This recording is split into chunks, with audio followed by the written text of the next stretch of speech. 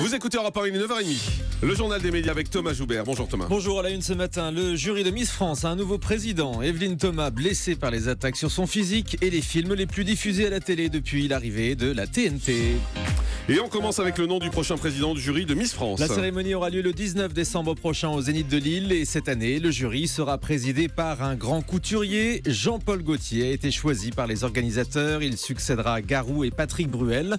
Jean-Paul Gaultier avait déjà fait partie du jury des Miss France en 2010. Il avait également rendu hommage aux Miss en faisant défiler les mannequins avec une écharpe tricolore pour sa dernière collection. Comme chaque année, la cérémonie des Miss France sera diffusée sur TF1 et pour une fois, elle ne sera pas en phase du Téléthon. La date a été décalée en raison du lancement tardif de Danse avec les stars qui se déroulera après la Coupe du Monde de rugby cette année. Garou annonce qu'il ne participera pas à la 3e saison de The Voice Kids. Le chanteur québécois va reprendre sa place dans le fauteuil rouge pour la 5e saison de The Voice adulte. En revanche, dans une interview à TV Magazine cette semaine, il révèle qu'il ne pourra pas faire la version enfant, faute de temps dans son planning. On ne sait pas encore d'ailleurs qui seront les coachs de The Voice Kids l'année prochaine. Si Patrick Fiori devrait conserver sa place, c'est l'incertitude pour Bertignac et Jennifer. La chanteuse a notamment décidé de se consacrer à l'enregistrement d'un nouvel album. Une première blessure lors des entraînements de Danse avec les stars. C'est à peu près le cas chaque année. À 10 jours du lancement, l'un des participants a eu quelques soucis musculaires. Il s'agit de Thierry Samitier, le comédien de Nos chers voisins. Un problème physique sans gravité puisqu'il va pouvoir reprendre l'entraînement avec sa partenaire. De son côté, le footballeur Djibril Cissé a également pu reprendre l'entraînement hier après sa garde à vue dans l'affaire de chantage dont aurait été victime Mathieu Valbuena. Et puis Evelyne Thomas va faire son retour à la télé le 2 novembre. On avait été les premiers à vous l'annoncer début juillet, le retour de C'est mon choix sur la chaîne Chérie 25. L'émission culte sera donc de retour à partir du 2 novembre tous les jours à 17h. Evelyne Thomas va s'impliquer à fond. Elle a notamment décidé de maigrir devant les caméras pour assumer sa prise de poids et son régime. Evelyne Thomas qui se dit blessée par les critiques sur son physique, notamment les rumeurs de chirurgie esthétique. Dans cette interview sur le site de Paris Match, écoutez.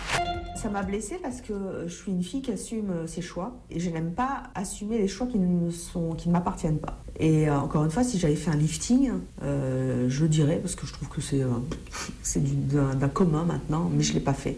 Il se trouve que je prends du poids et je grossis. Quand je grossis, je gonfle. Donc on dit elle s'est fait piquer au botox. Et ça me rend hystérique parce que mes joues, par exemple, j'ai toujours eu des bonnes joues et ça m'a toujours énormément complexée. Et ça me touche et ça touche ma fille aussi. Donc ça, j'aime pas ça. Quand une rumeur est lancée, vous ne pouvez plus vous en défaire. Maintenant, je m'en fous un peu. Si les gens veulent penser que je suis refaite de partout, ils le pensent. Voilà. Mais je vous promets que mon premier lifting, je le filme devant les caméras.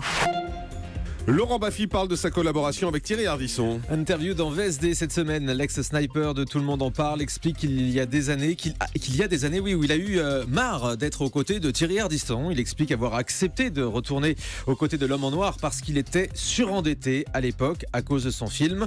Je ne me faisais pas plaisir, mais il ne s'en est jamais rendu compte, dit-il. Il avait son quota de blagues. Ça allait.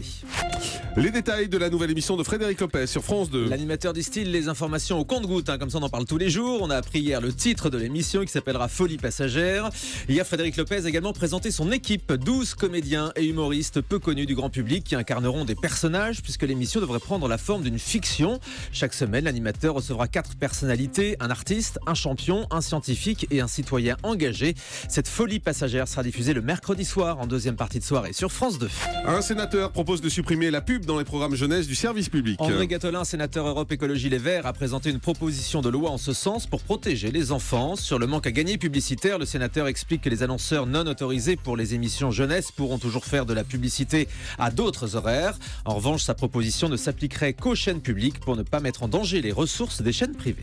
Et puis une enquête sur les films les plus diffusés à la télé. Le Centre national du cinéma a réalisé le classement des films les plus diffusés entre 2005 et 2015 sur les chaînes gratuites. Et c'est un film de Claude Zidi qui arrive en tête avec 17 diffusions. Il s'agit des Bidas en folie. En deuxième, on trouve un film avec Terence Hill et Bud Spencer, 2 super flics diffusés 16 fois. Ensuite, les Bidas s'en vont en guerre et les super flics de Miami.